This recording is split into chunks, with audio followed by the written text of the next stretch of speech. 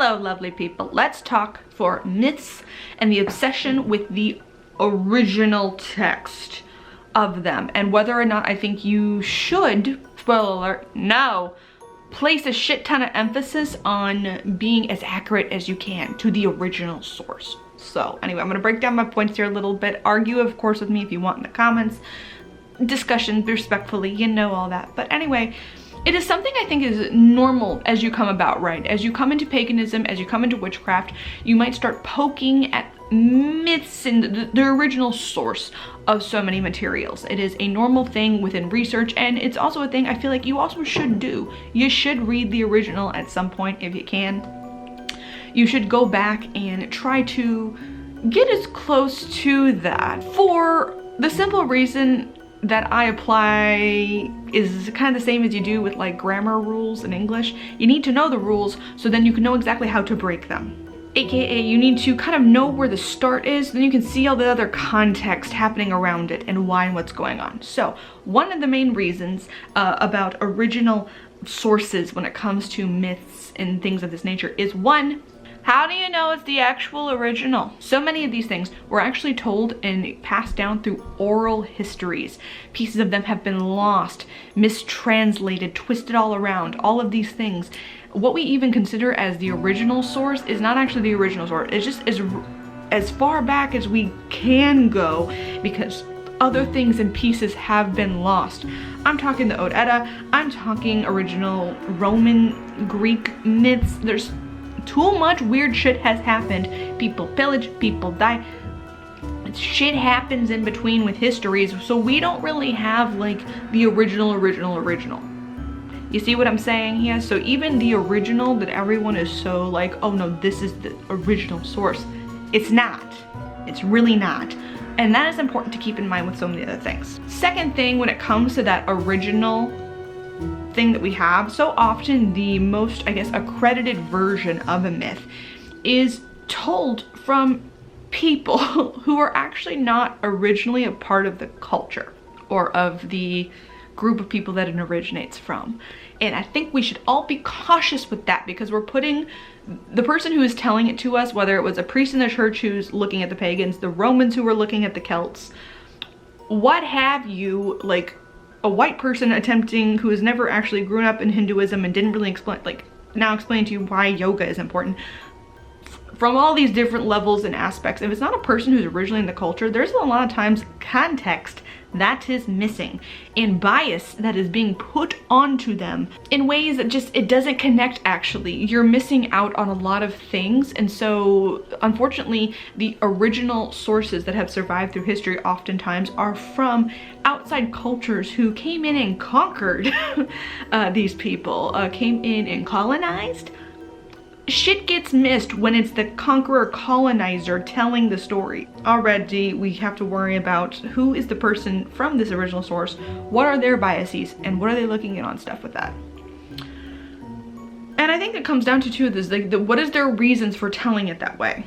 When they are looking at a certain myth for whatever reason and Loki is seen as a trickster, why is his intent assumed within a certain myth? It's very interesting when I look at different retellings throughout time where they input intent of one of the major characters within a myth, the major actors, whether it's Thor acting seeming like, oh, he was just stupid and stumbled into a thing, or it was kind of like, I mean, he knew what he was doing. It's like, why in 1 minute was he clumsily and stumbled into a thing, and a thing is full intent?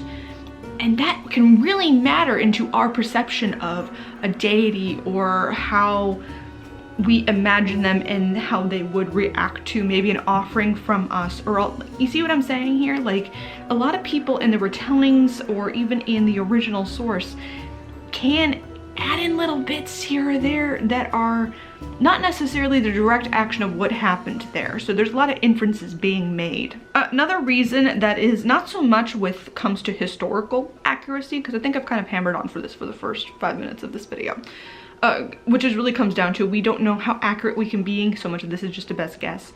But beyond that then is when I read a myth, when I come to certain things, there are certain, let's say, logical questions that I think anyone can have when reading these things. And I'm not saying like logical question as in like how in the world could one person control things. We're not going full all of paganism is false, whatever. Shush, not that.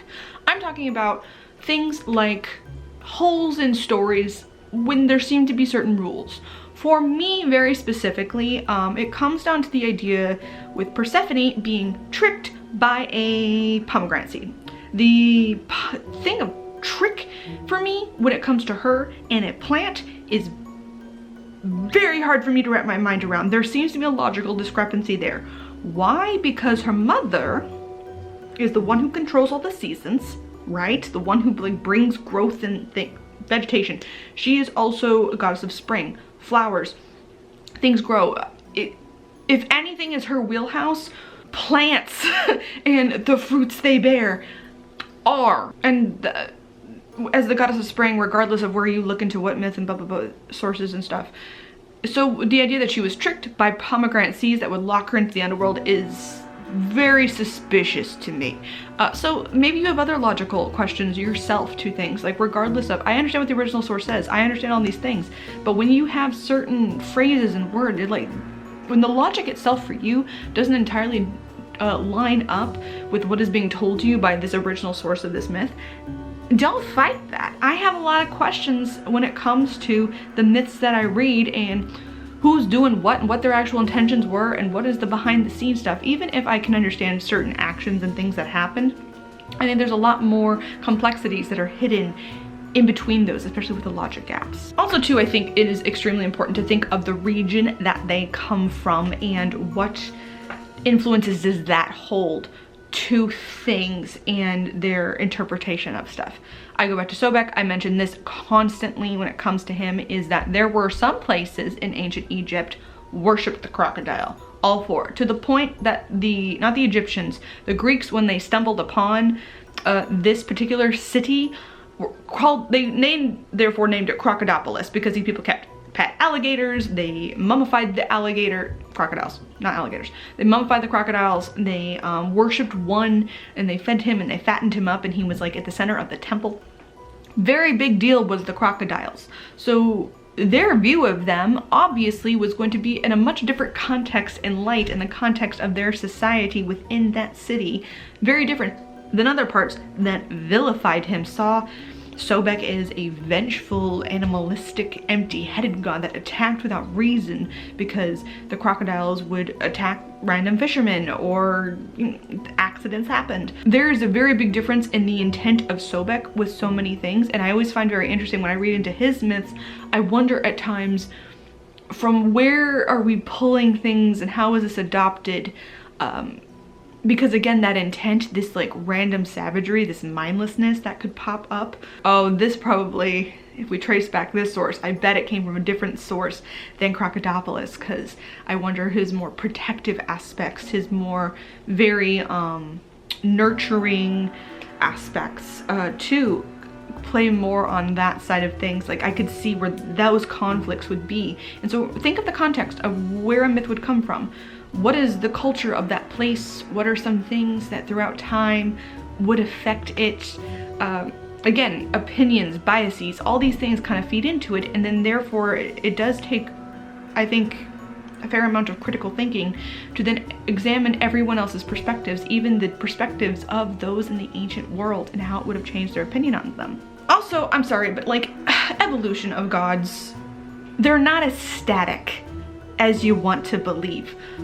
And along with the gods' evolution, the myths evolve. This is one of the things I'm saying, we don't even 100% have the original source.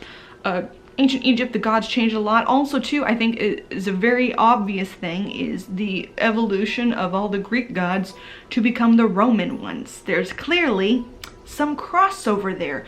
What within that crossover also then changed some of the aspects of the myths and that are tied and associated with them.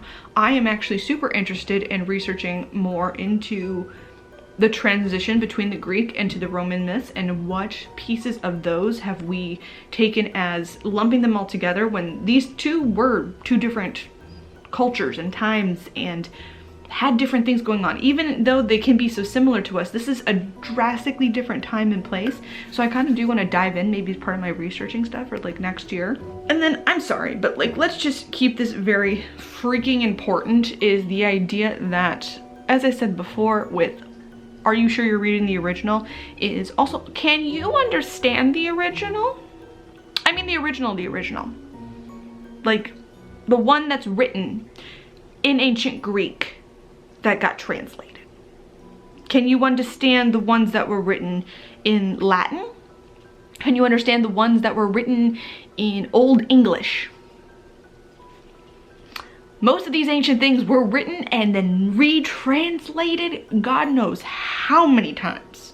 And it was very interesting how I believe there was a video on TikTok going around about how actually the some part of the Greek tragedies were forever translated by men, and therefore there was actually a lot of interesting things when a woman went in and translated the Odyssey, I believe it was. When she went and translated it, she actually found a lot of things where it was like, why was this assumed? Why was this put in? Why was this part of this translation? Clearly there was a bias within the translation of just men being the ones to translate this the whole time, and stuff was missed or misrepresented. I am super fascinated to read then her version, and then maybe go back and read like another version, because it's been so freaking, I read it in college for an assignment. It was a long ass time ago. But I think that's important to understand. Like, I don't know ancient Greek. I know a meow, a moray. She has to be on my lap and still yelling. Doesn't care, does care. Now is purring. As I was saying, I don't know any of these ancient languages. I barely have a good handle on English most of the time.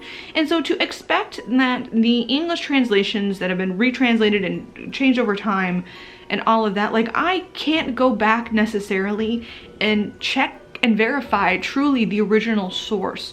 And so I think in a lot of ways then I just have to be okay with the fact that I am getting a changed and evolved version, and therefore have a bunch of grain of salts that come along with that. And I think honestly what it comes down to is that myths and stuff have evolved and changed so much over time.